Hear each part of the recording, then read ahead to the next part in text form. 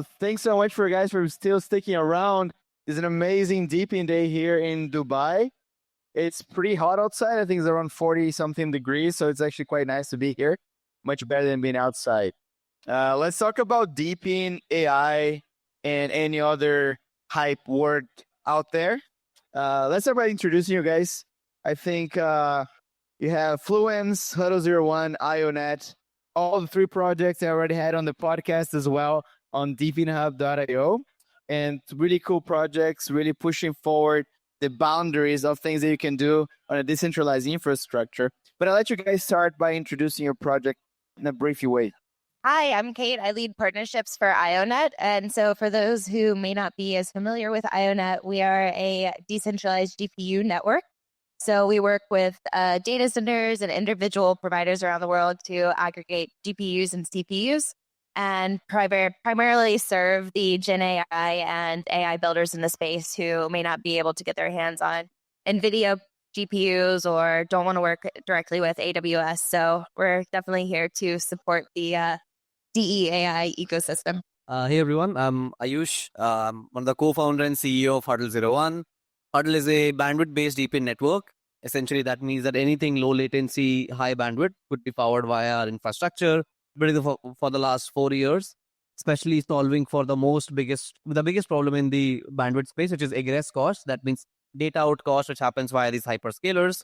And in that, we are focused towards RTC, which is real-time communication. That means human-to-human communication, AI-to-human communication, AI-to-AI communication is what essentially Huddle01 focused towards.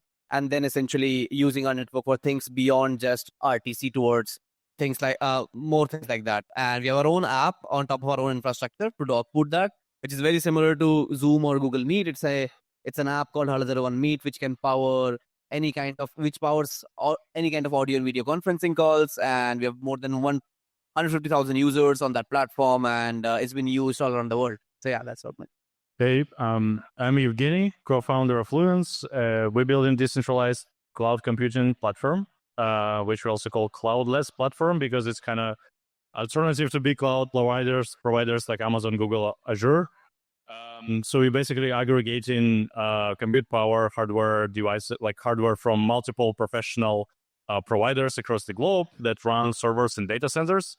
We aggregate it together and then provide cloud services on top of it. And basic cloud services, just the virtual servers, which we essentially in Web3, which people mainly use to run nodes. So you can basically run any kind of Web3 protocols using our infra as alternative to big cloud providers or bare metal, at much cheaper price, essentially. Nice. Thank you for the introduction. So one thing that when we start talking about decentralized infrastructure, there's like Fluence has been in the space for many, many years since like 2017. Then of course in 2019 we had Helium that started having like edge devices, IoT devices out there. And that's kind of like when I think that the idea of DePIN start to emerge, decentralized wireless, there's like many different names.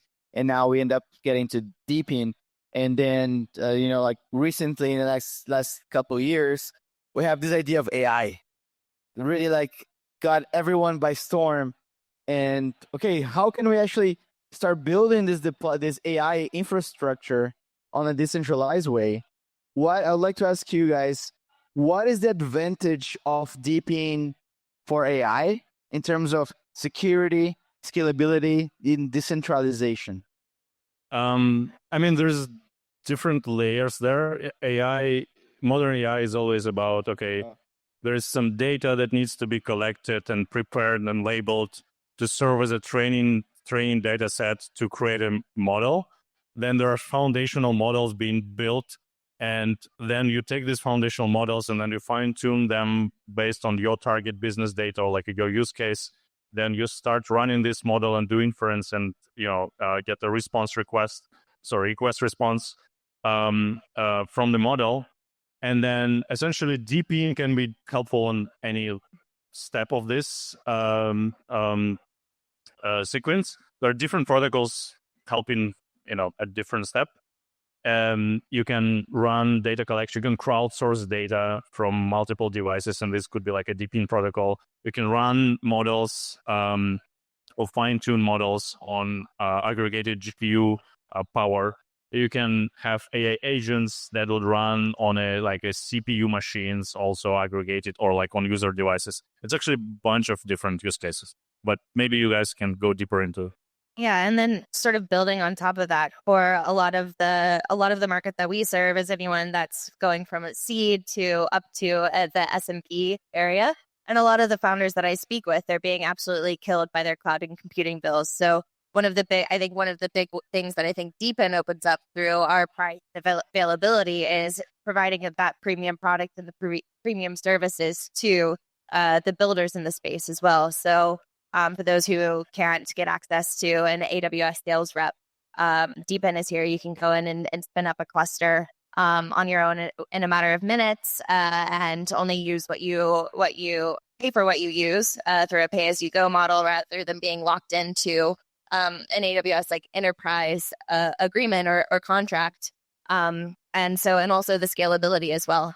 And then finally, of course, price, which is one of the big reasons why I wanted to join IONET, was working with so many small businesses, or scaling businesses, and seeing how much of their fundraising and budget was going to cloud compute, and seeing the area for DePIN to come in and help solve a lot of these problems. Yeah, absolutely. I think from the bandwidth perspective, what we have seen is we're just doing some research into it. And the reason why also OpenAI works so closely with Azure in general is that the egress cost is so high, because when you're chatting, a lot of people don't like to text when they're talking to a chat GPT. They want to talk via voice.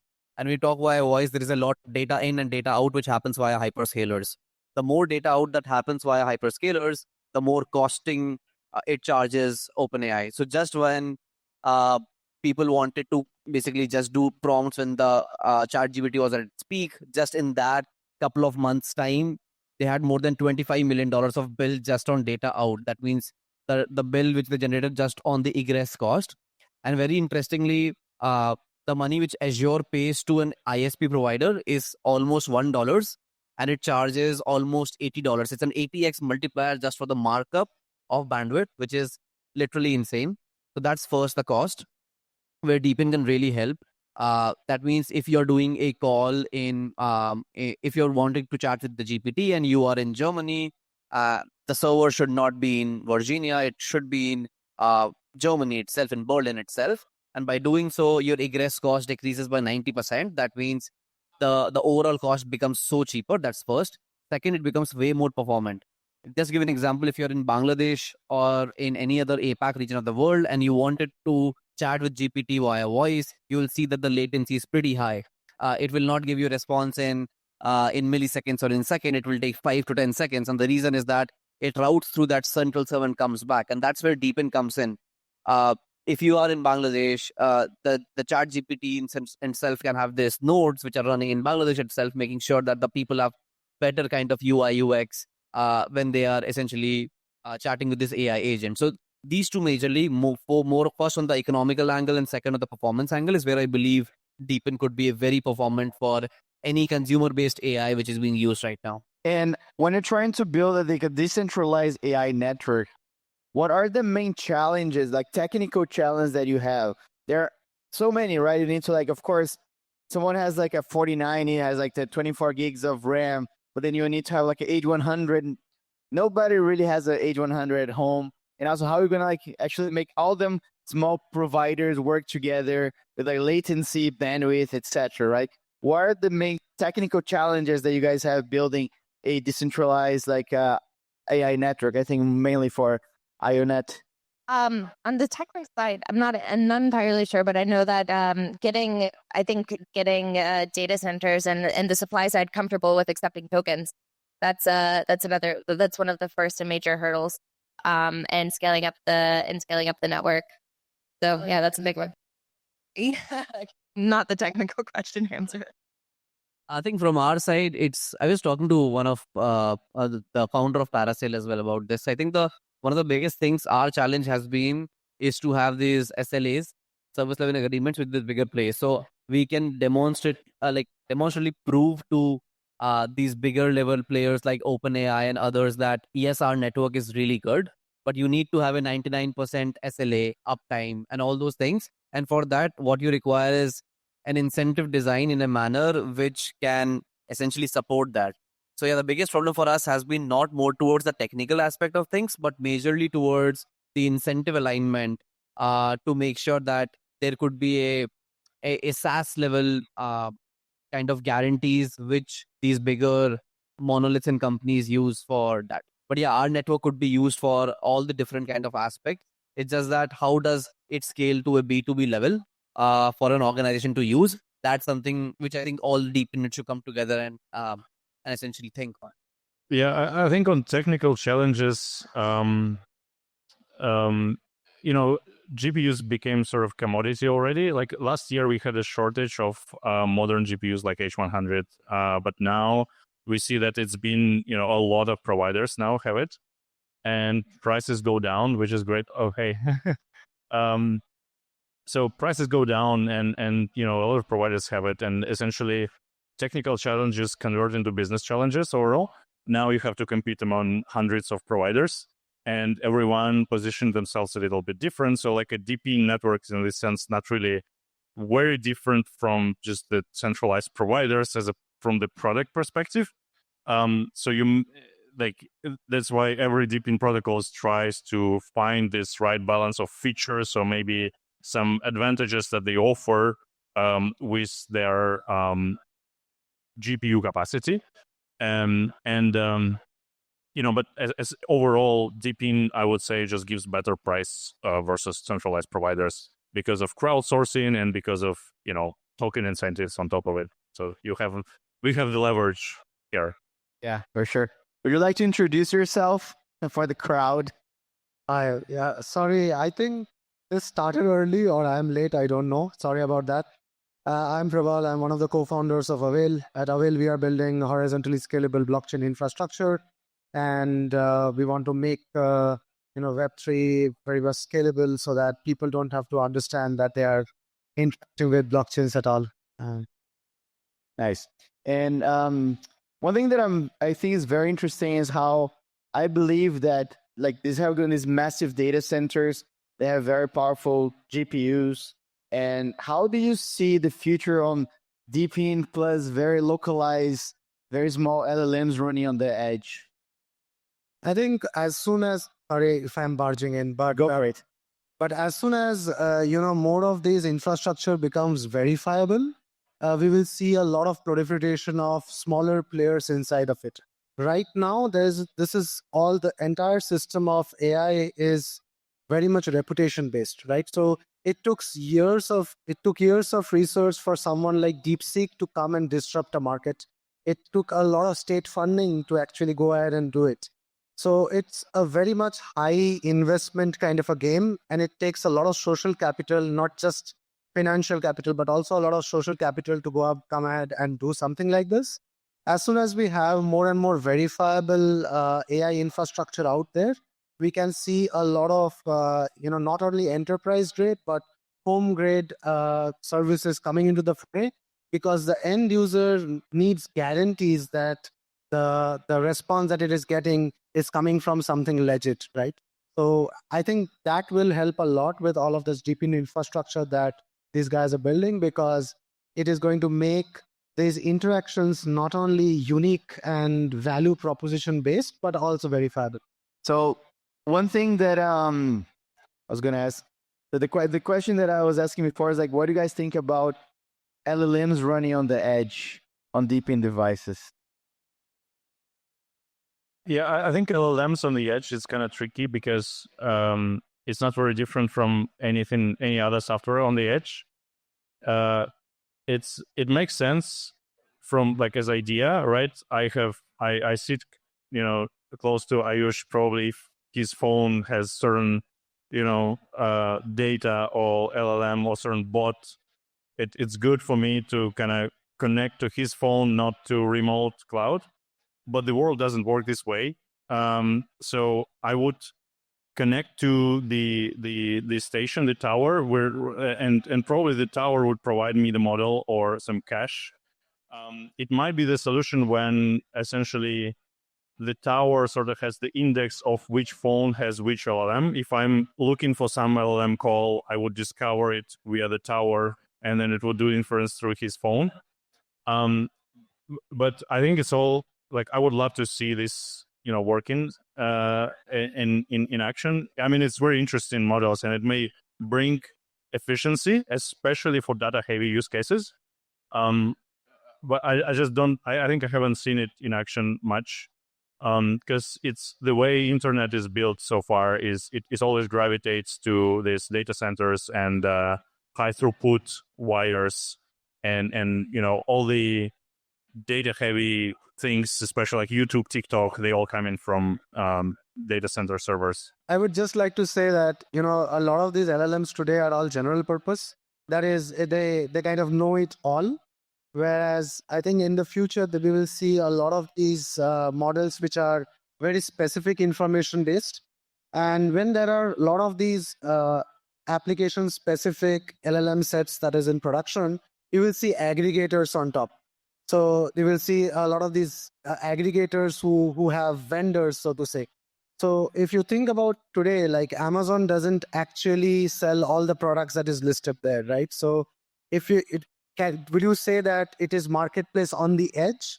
Maybe it is, right? Because at my home, if I have 100 materials there, I can be a seller on Amazon.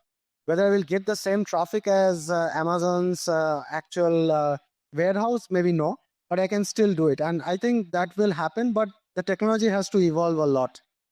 Today, it's not possible for my laptop to actually host any valuable LLM. And that's why it is not possible. That's one. And the second is there is not much sharding which has been taught in the LLM space till now.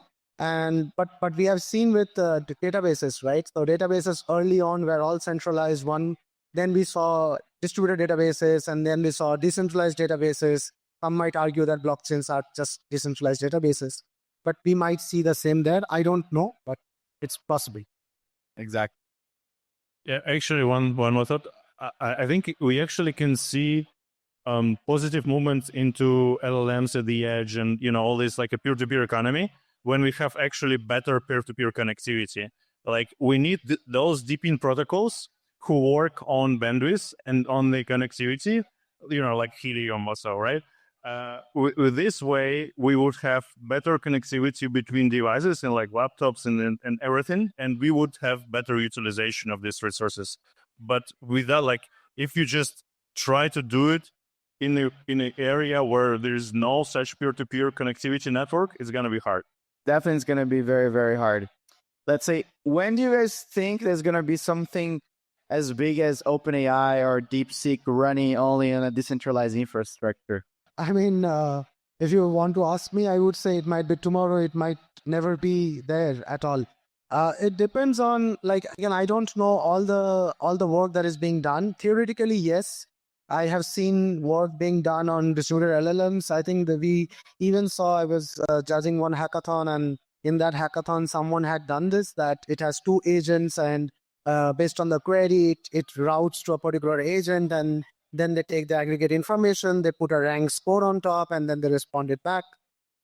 Doable, but whether it's industry grade or not, whether it's DeepSeek grade or not, what the benchmarks that it can hit, I'm not so sure. But like the space is moving so fast that disruption can come any moment. Maybe someone is working and is just about to announce that markets are about to crash again. Yeah, you never know, right? Because I wonder, like, there's a lot of, when you're building this big models as well, how like it's really hard to distribute the processing into smaller, graphic cards. Or like, for example, now NVIDIA has like 768 gigabytes data computer. In the more and more, you're going to have the more and more like bigger and bigger models. Do you know if IONET has a way to cluster those memories together to be a bigger model, or do they need like a lot of like smaller graphic cards to run just on those memory blocks? That's a good question. It is something that we're working on. So it's something I think our foundation is studying along with a couple of other partners in the space. But I think it's going to be coming like pretty soon. Yeah, because definitely a really, really hard thing to do, right? I think the world needs a way that we can cluster together this massive amount of memories to really run massive, massive models. Yeah, I think like there are many ways to look at it, but one is that the amount of hardware that you can co-locate together and make sure that bus speeds are no longer a constraint is very hard, right? So you will see like if you see at the bus speeds developing over time from DDR1 to DDR6 maybe is the latest. The improvement have been huge, but the timeline has also been big. In terms of software, the amount of improvement over time in terms of software or instructions per surface area versus the amount of memory and CPU that you can use, it's not increased much. I mean, even in the last 2 to 3 years, the amount of clock speed that one processor can have inside a consumer grade hardware has not been improved by much. I mean, they might know a lot more than I do here, but that is a definite problem in terms of communication rather than computation.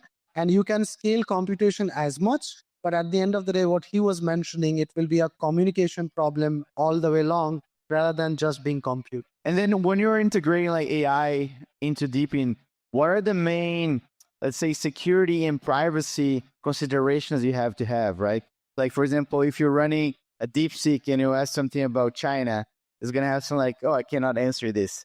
And then when you start building on decentralized ways, you still need to guarantee that some sort of like privacy and security and things that you shouldn't necessarily allow the person to run on an IONet, for example.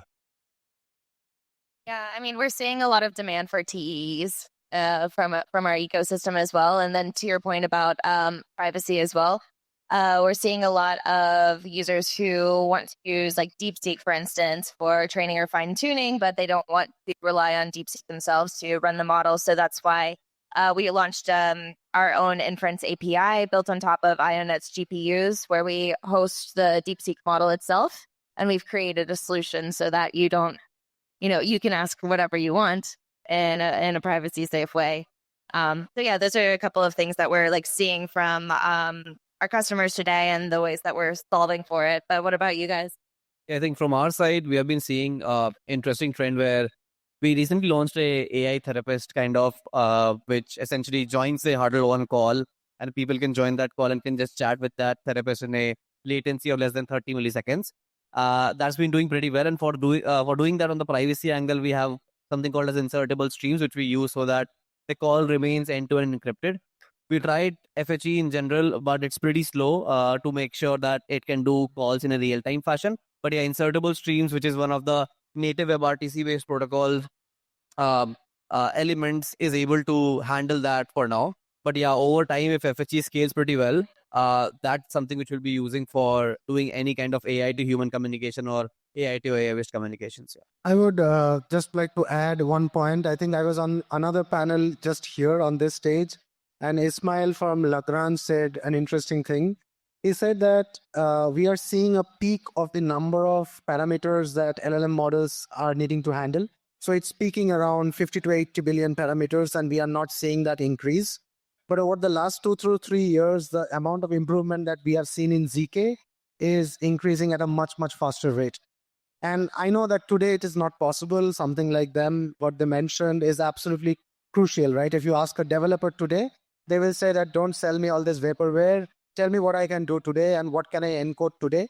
Don't tell me like ZK will be powerful in 3 years' time.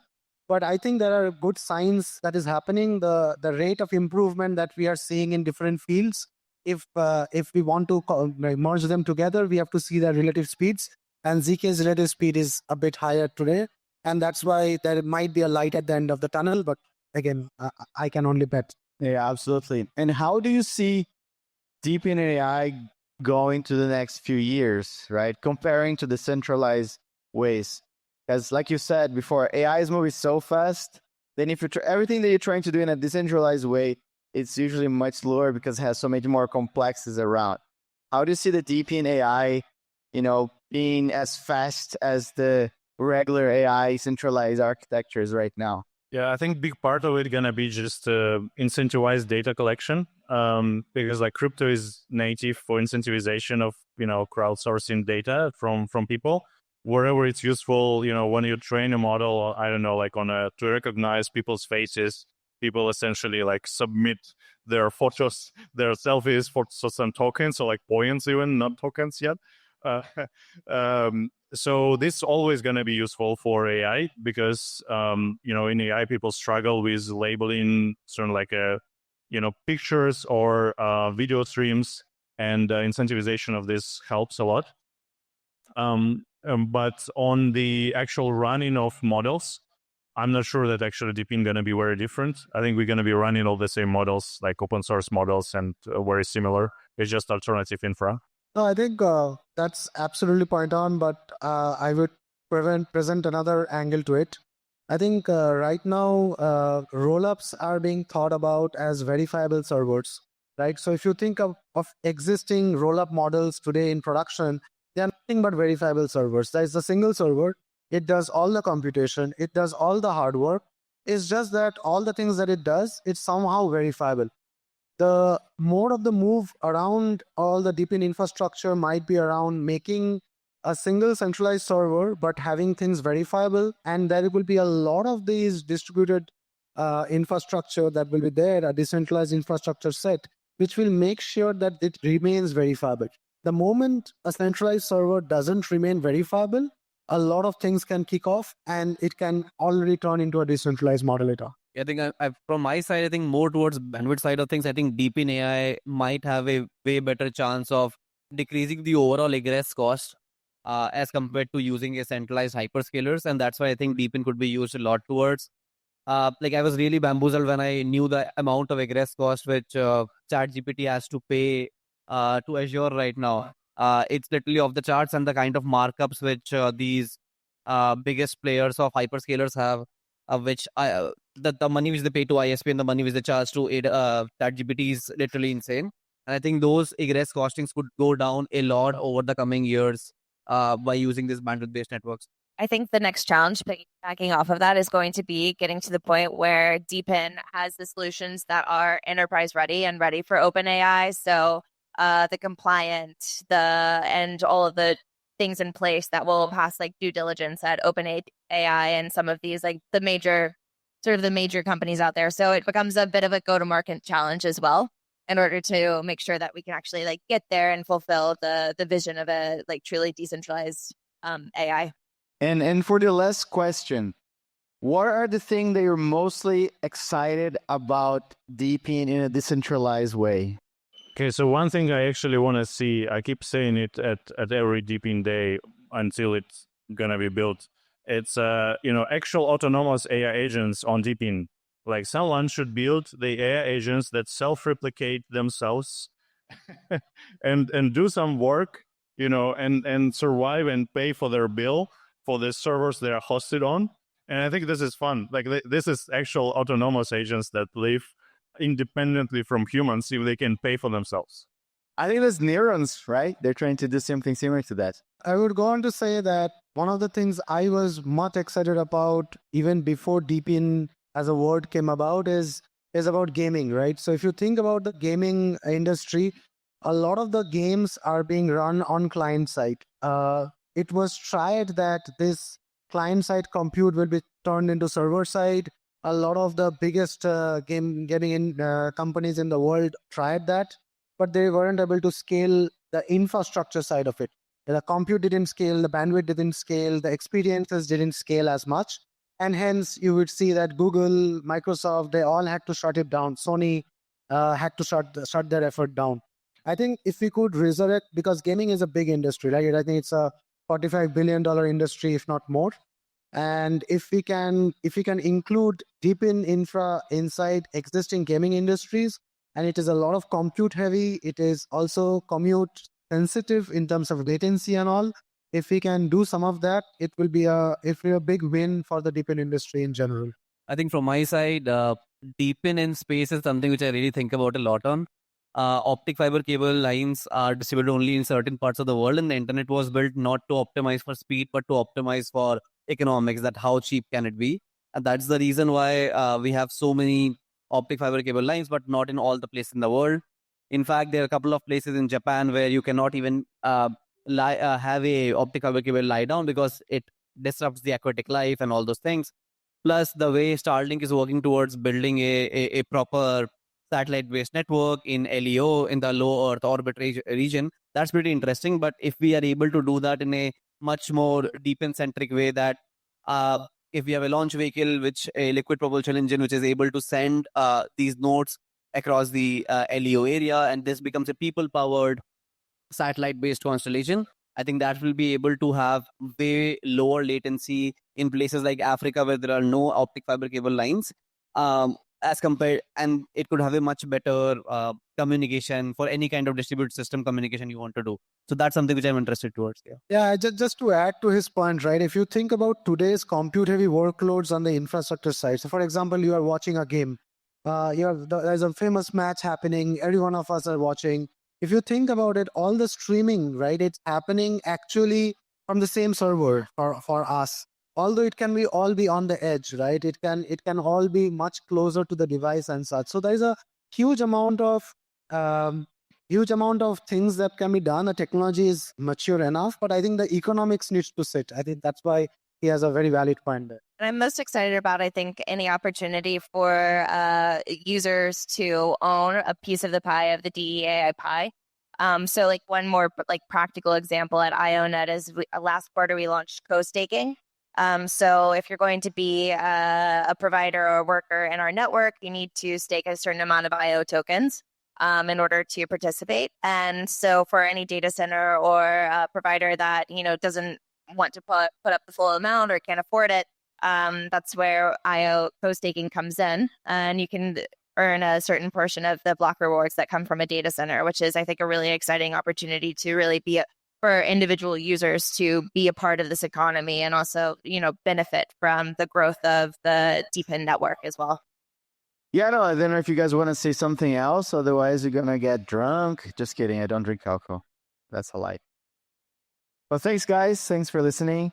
Remember, being early is opportunity. So let's build the world that we would like to see. Let's go. Thank you.